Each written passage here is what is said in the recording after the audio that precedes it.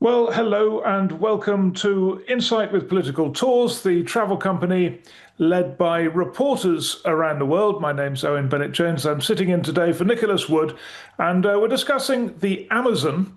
We've got the COP30 summit on in Brazil just now. It's coming to a close this weekend. Many say not much has been achieved so far, but then nothing ever is until the last day or two. So we'll see what comes out of that. Some are hoping for better protection of the Amazon. And that is a massive challenge because of the scale of the Amazon, the number of countries it floods through, each with different interests, and the criminal gangs who are exploiting its resources. And we've got great people to talk about it. We've got Lachlan Forbes, who has worked as a British diplomat for 30 years, ended up in Colombia, and has got a keen interest in the Amazon and the attempts to protect it and restore it. And he will be on this political tours trip to Colombia in 2026. So we'll hear about the tour from him. But first to Marco Erlich, who's an environmental specialist, 40 years in the business, 27 years in Colombia, which is astonishing. And you're going to help us today with a bit about sustainable protection of the Amazon, but also these various different criminal elements that are threatening it and exploiting it and damaging it.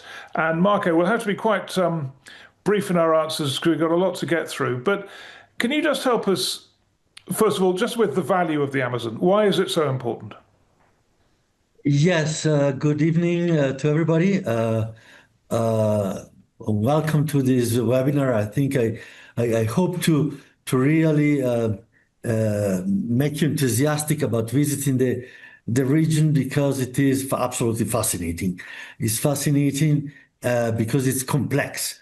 And it's not only a complex ecosystem, it's a complex social system, it's a complex economic system, it's a complex political system. So it is a very exciting mix to explore. We hope to do it together. Anyway, let's just you probably are very well aware of the not only the complexities but also of the magnitude, the critical importance of this biome, the Amazon biome, for the planet. It stores 20% of the fresh water of the planet. It regulates the climate not only of South America from the Caribbean and Andean region down to Patagonia, where Erlich is located now, but it also affects the ocean currents and climate beyond the South American region. So it used to be called the lungs of the planet. I think a better description of it would be the heart of the planet because it pumps humidity and to across the region and the planet, and it cools down the when planet. you look at the COP30, coping with this vital resource as you've just described, what are you hoping? As I said at the beginning, it is an incredibly complex system, not only ecologically and biologically, but also politically and socioeconomically. So I think the difficulty has been to really address not only the ecological issue, which is relatively simple. I mean, you just protect it and period. But also you have to deal with the other realities, which is the social, the economic, and the cultural reality, and the political reality, of course. And that's where the difficulties come in and the challenges come in. We need to find solutions that address not only the conservation issues, but also the political, the economic, the social, and the cultural issues. Okay, well, let's just pin that down if we can, Margaret. So when you say the political issues and the political solutions, what are you actually talking about? Yeah, I mean, the biome is about the size of twice as big as Europe altogether.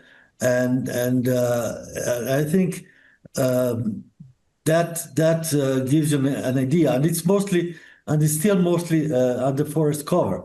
So it's quite a different scenario than what you can see flying over Europe. But when you fly over the Amazon, you fly over for hours over a green carpet.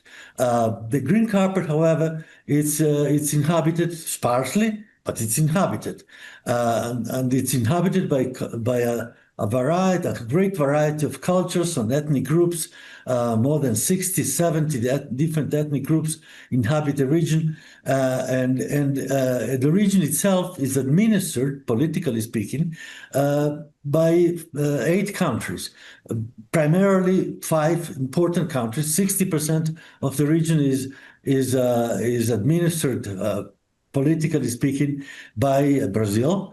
Then comes Peru, about 17%. Then you have Colombia, about 7%. Then you have Bolivia, about 6%, and then you have bits of the Amazon in Venezuela, Guyana, and Suriname as well. So it's a very Ecuador. Sorry, Ecuador is also part of this administrative complexity. Now, each country has a different policy, a different approach to conserve and take advantage of the resources of the Amazon. For a long time, since the conquest, the Spanish conquest or the Portuguese conquest, the region has been seen as an unlimited source of wealth, the El Dorado, so to speak. The El Dorado turned out not to be that simple. There is not the gold. Okay, Marco's just broken that the Spaniards found, but it's hidden under a lot of forest, and it's very complex to get it out because it's far away in the middle of the continent, thousands of miles away from ports and access to an urban area. So it is a very different ecosystem to exploit, to take advantage of, and at the same time a very different system to conserve and protect. Okay. Yes. Well, look. Thank you. We just broke up in the middle there, but you're coming through loud and clear now. So obviously, with all these different countries, different interests, different national interests, and obviously that's going to make it confusing. When we just move on, and should I just say, if people would like to ask questions, we've got Lockie who's going to be talking about the tour itself in just a moment. So save questions on the tour for him. I think he's in Patagonia at the moment. You're very welcome. And just with you, if people have got questions about what we're talking about, do raise a digital hand or make a comment in the chat box, and I'll get you involved. But just on this issue of criminality, there's so much going on, isn't there? There's the cocoa business, cocaine business. There's a wildlife trafficking problem. There are lots of different elements to it. Talk us through how great those threats are to the Amazon.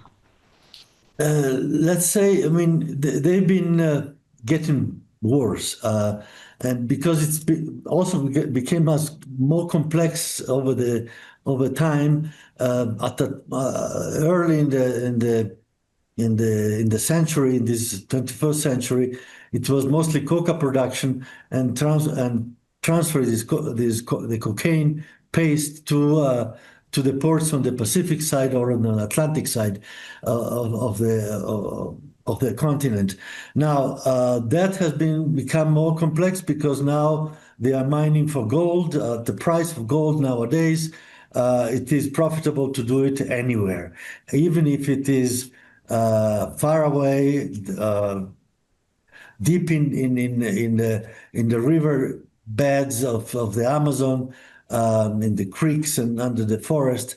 It's still very, very profitable. Now, and then you have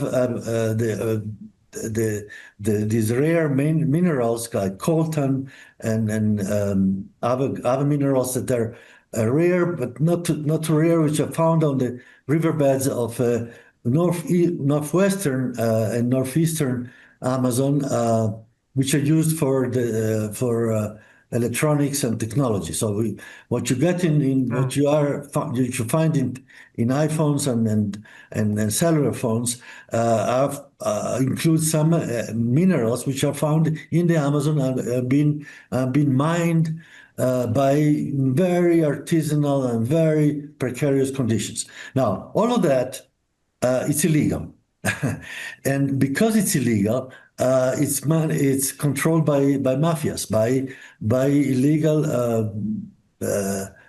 let's call them corporations or enterprises, which are then protected from authorities, let's say from national authorities and police forces, by private armies. These private armies used to have a political kind of envelope or image before, which was the guerrillas from Colombia and Venezuela, and Peru, and now that image has gone into the history books, because they are nowadays just simple private armies protecting illegal economies across the region. Colombia has probably the most of those activities, but Brazil is getting very quickly into the business. Criminality in Brazil is increasing very dramatically in the Amazon and the Cerrado region, because it feeds into the ports on the Atlantic side in São Paulo, in Rio de Janeiro, and the Northeast, in Bahia and so on. So Peru has always had these drug trafficking corridors from the Amazon region towards the Pacific, and Ecuador is nowadays gotten a really serious problem in terms of a through corridor of these drug trafficking bands and armies. So almost like militias, yeah. So I mean, you've got that obviously threatening central authority. But just one thing you said there about the gold, which I understand is the gold they're looking for. Maybe you said some of these rare minerals as well are in the bed of the Amazon. So yes, so that's very damaging, right? Oh yes, and it's interesting because when we talk about it from an environmental point of view, there's always the talk about the illegal armies and the mercury, especially the mercury pollution that's associated with the mineral extraction, with the gold extraction from the riverbeds. Now, in addition to that, and I always made it a point to get the gold out of from the bottom of the rivers, you have to dredge the rivers. When you dredge the rivers, you remove a lot of sediment, which, by the way, releases a lot of natural elements, natural mercury that's been deposited over the millennia in these Amazonian riverbeds. So you're really kind of adding up to the impact, not only from using mercury to separate the gold from the sediment, but also you are dredging and moving the sediment from in the river and affecting kilometers and kilometers and kilometers downriver by these sediments that are floating and that take kilometers, hundreds of kilometers to settle down again. So you're really affecting ecosystems and on one side through dredging, and also human health through use of mercury, which is handled by hand. They use Indian how you call them laborers. Yeah, to go down in the river and stick these huge pumps that pump the sediment from the bottom and filter it in a dredge up on the top of the river, floating on the river, and then put it back into the river. So it's an incredibly destructive process. Dredging and mercury use. It's a very sort of grim picture you paint of really massive damage and, as you say, human health implications and all these militias. Lockie, I'm a bit worried. Lockie, you're organising some of the itinerary for this tour, and I presume you're not, or maybe you are, embedding with a militia group. How's it going to look? Owen, thank you, and Marco, thanks for giving us such a sort of comprehensive picture of Colombia as it is today and the fight for the Amazon. I mean, just in terms of the security issue, Owen. I mean, one of the I guess my role in this tour is that I've just spent 3 years in Colombia, where I met Marco, and I spent a lot of that traveling around the country and understanding really the security issues and where is and isn't safe to go. I mean, one of the tragedies and challenges for Colombia is that it really is, as Marco touched on, suffering the kind of legacy of the worst of its years, the 80s, the 90s, the early 2000s. And, you know, we've probably all seen the Narcos programs, and it's very difficult to escape from that. And the country so much more and so much better, and is really, tourism is booming, but very much more for the backpackers at the moment, and for people of our kind of age, it does still have unfortunate associations. But what I hope to bring, and Marco obviously knows very well, is a really good understanding of where the tour should and shouldn't go, and the areas that we're going are very much in the safest areas where you can travel without difficulty. I mean, if I can give you a bit of an idea of the genesis of the tour, Owen, would that be? Yes, I've got a question that's come up, but let's just get first of all your take on it. I mean, and just to say, I mean, what you're basically saying is that when you know what you're doing, you can stay safe, which is my experience in the BBC too. I mean, you know, you can go to dangerous places, but you can handle it correctly. Yeah, and I think many of political tours' trips go to places where if you stray into the wrong part of town or the country, you'll be in trouble. But with Nicholas and others' expertise, they stay out of trouble. Sorry, you were just going to say? No. You go on with the tour, then I'll ask you a question and Marco a question afterwards. Okay.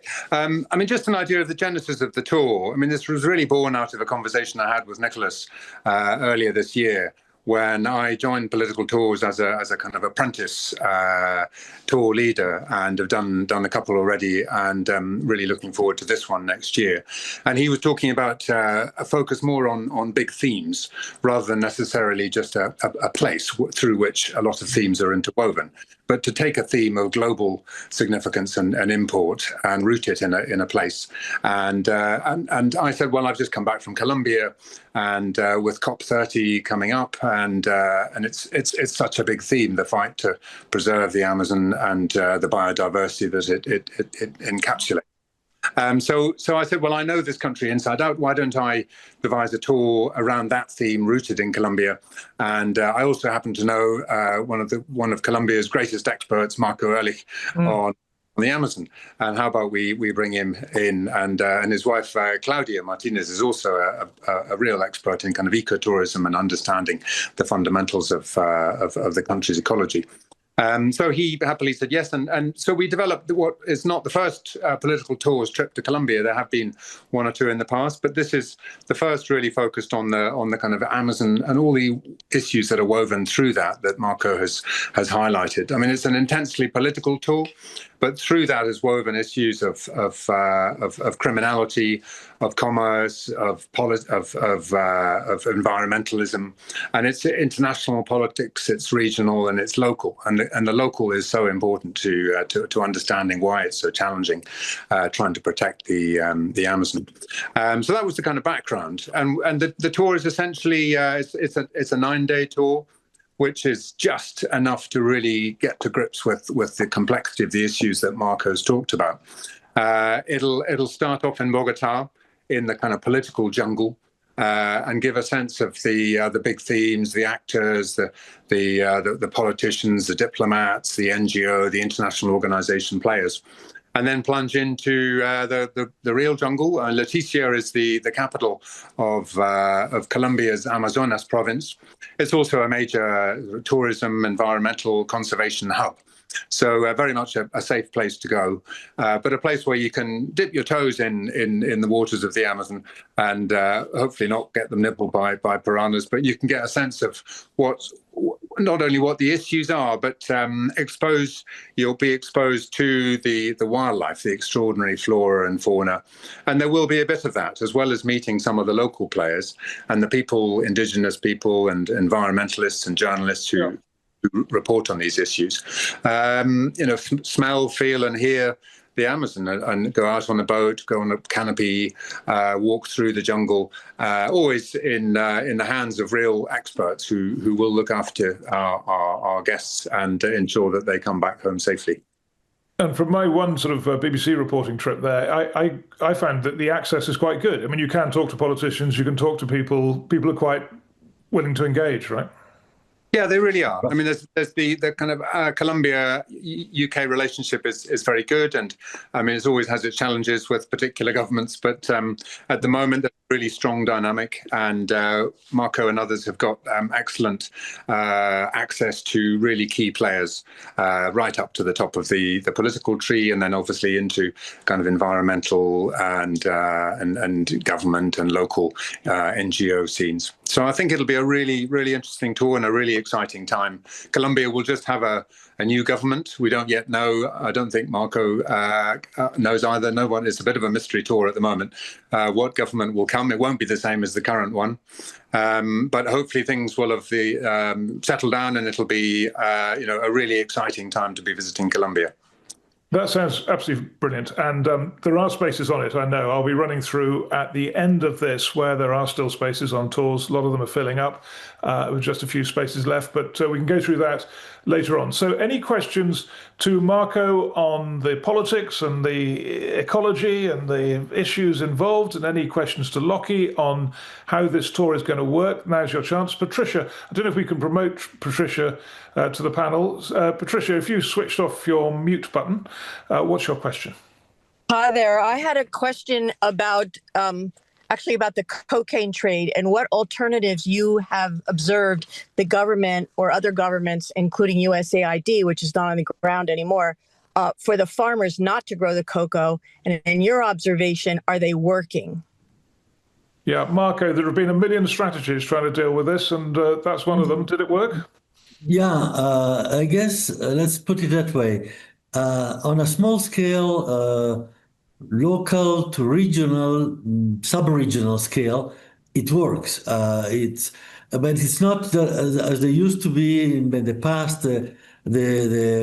This crop substitution, coca substitution programs. It is a different thing. It is like you stop growing coca, but in exchange we give you technical support, even financial support, to grow cocoa, to grow copaçu, acai, and other Amazonian crops, which have a market, which have I guess a booming market right now.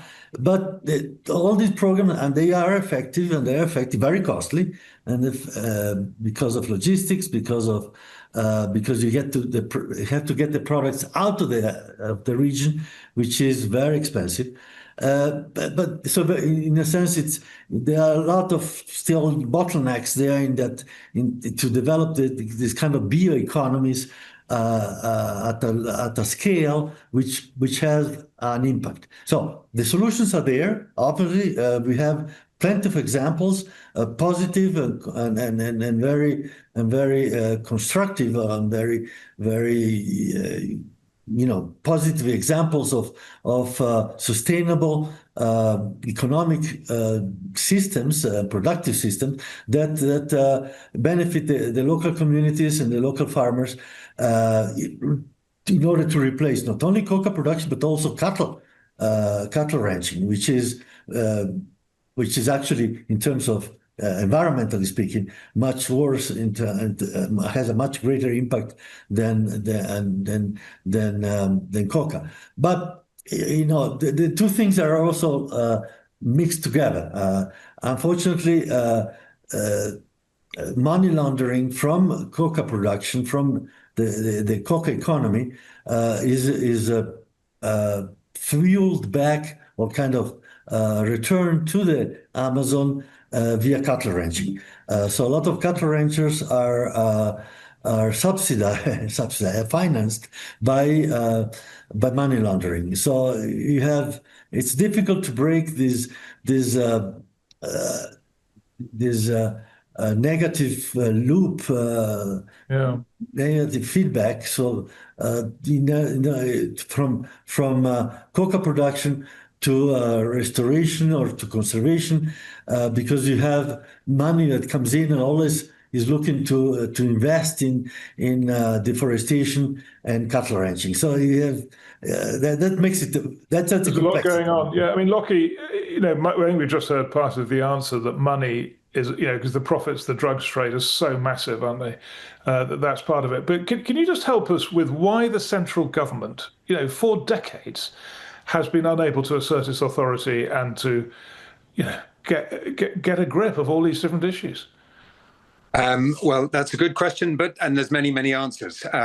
One of them is the sheer scale and geography of the country, which is not an excuse. I think it's more of an explanation for what an enormous challenge it is for any government to manage a country that, I mean, when you look at the geography of Colombia, that's divided by the Andes and it's got a Pacific coast, the Atlantic coast, the Amazon, and every part of it is bifurcated by extraordinarily kind of complex terrain, enormous mountains, very deep rivers. And although Colombia has benefited hugely, in particular from US investment in countering the drugs trade, but also UK and other countries, and some of that has taken effect. There are seizures, as we see in the news every year, but it really is the tip of the iceberg.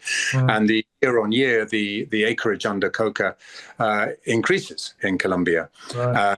And it really is, in some ways, a perfect storm, really, to Colombia's great disadvantage, that it lies in perhaps the perfect latitude with the perfect altitude, the access to the biggest market, and also a highly educated population in terms of chemists and engineers and clever people who can work out how to smuggle and get all this stuff out. And also very, very enormous borders, not only the land but the sea, that are very, very difficult to police. And also over the years, really quite an unstable and febrile political environment that has made operating under the covers and criminality, very difficult to police and get a hold on.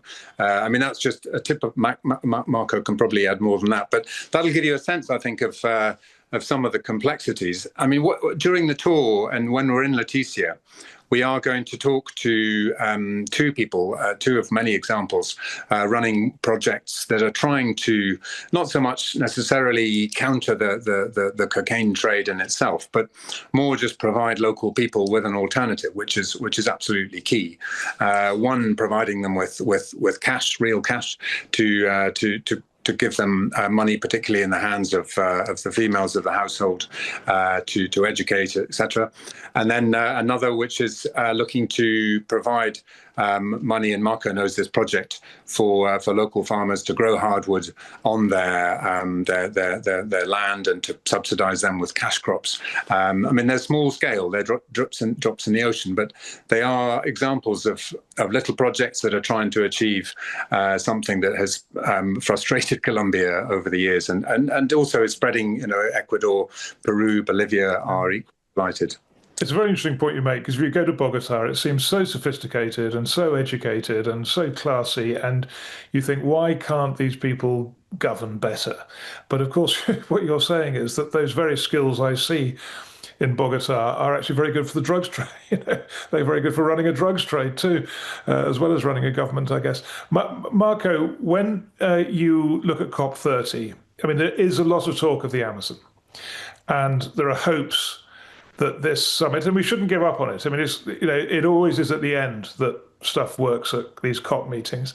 So if it went well over the next 48, 72 hours, what do you hope would be agreed for the Amazon?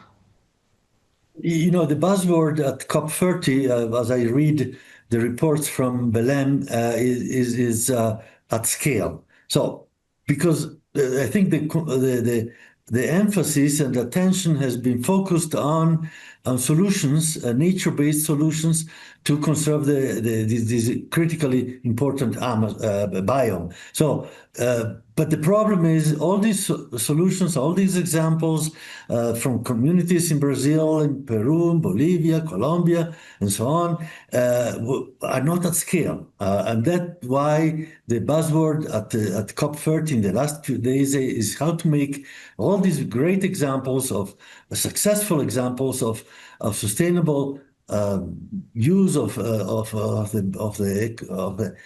Amazon ecosystems, make it at scale to have an impact. Because we don't have time. It's as simple as that. We are facing, we are at the edge of a precipice. In a sense, we are closing into the tipping point in which there is not going to be a point of no return from the Amazon forest, which provides its own water, and it produces water for and climate and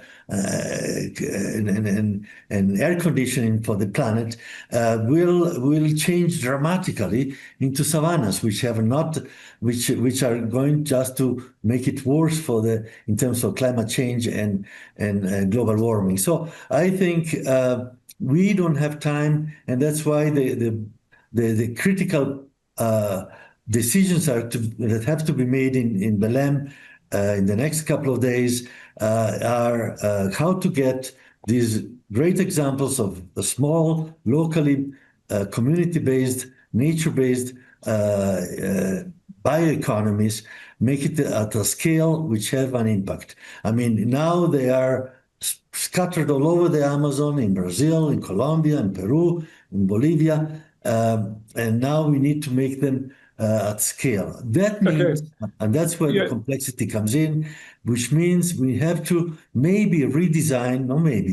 have to redesign the economic development model that reigns in the Amazon. That's what I was going to ask you, really, because I hear you saying there are good things happening, they've got to be scaled up. But when you think of what's happened in the international development business, I mean, you've obviously been in the international development business for decades, and you've committed your life to this. But increasingly the debate in the United States is that it just doesn't work, and that all these models have failed. These international aid programs have not delivered. And, is COP30 going to make a difference? I mean, there's a lot of skeptics out there saying not really. How do you reflect on those challenges to your life's work in a way? I mean, you're an example of it. What do you say when people say it's not working?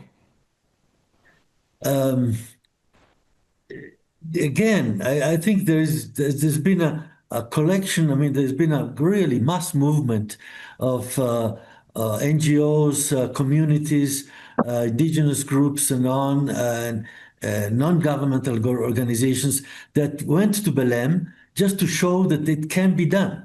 I mean, I think it's a very important message, because to the skeptics you need to prove that no. Okay, you can be skeptical, but there are two aspects which are new. One is science, which says yes, it can be done. I'm working with a panel for scientific panel for the Amazon, the SPA, and then we are sending a message through COP30 that scientifically and technically speaking, it can be done.